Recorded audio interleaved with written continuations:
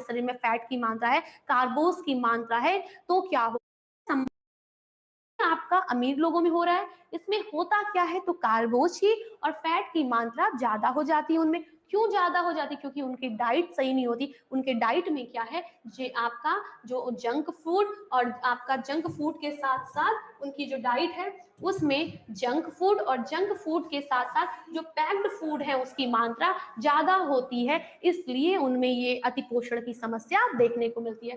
अब ये जो आपका अतिपोषण है, ये अतिपोषण करता क्या है, तो ये जो अतिपोषण है ये गैर संक्रामक रोगों को बढ़ाता है। किसको बढ़ाता है? गैर संक्रामक रोगों को, मतलब कि ये आपका गैर संक्रामक, नॉन जनरेटेड गैर संक्रामक रोगों को बढ़ाता है। और अब गैर संक्रामक रोग होते कौन से हैं, तो आपको ध्यान रखना है हृदय संबंधी समस्याएं।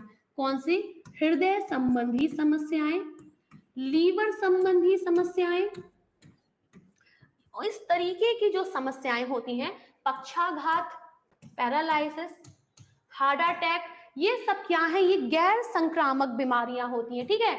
और ये सब क्यों होती हैं? ये हमारे खान पान को ध्यान में रखने से ना हो। लेकिन अगर हमने क्या किया है, बहुत ज्यादा हमारे शरीर में फैट की मात्रा है, कार्बोस की मात्रा है, तो क्या होगा, तो ये हमारे शरीर में देखने को मिल जाएगा। तो यहाँ पे हम आपको एक व्यू दिखाना चाह रहे थे प्रेजेंट का, कि अतिपोषण ज्यादातर अमीर लोगों में हो रहा है।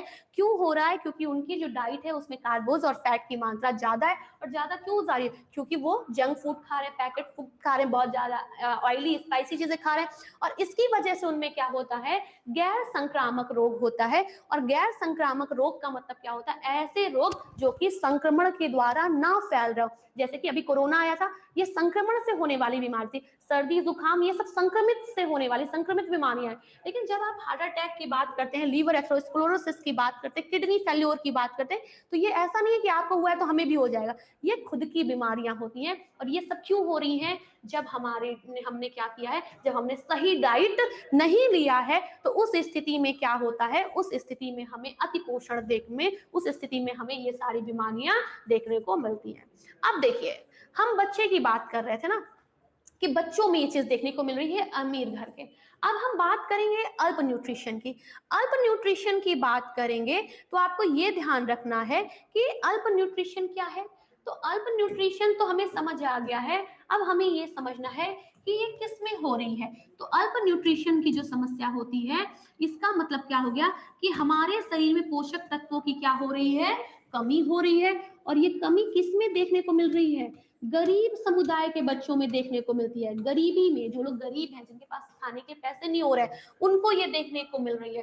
अभी आपने देखा था कुछ दिन पहले आपकी एक रिपोर्ट आई हुई है, खाने को बर्बाद करने की, वेस्टेज फूड की रिपोर्ट आई है। आप एक बार वो आंकड़ा जरूर देखिएगा, इतने बड़े रेशियो में खाना अपने इंडिया में वेस्ट हुआ है। और वो जो रिपोर्ट आई है हमारे, वो रिपोर्ट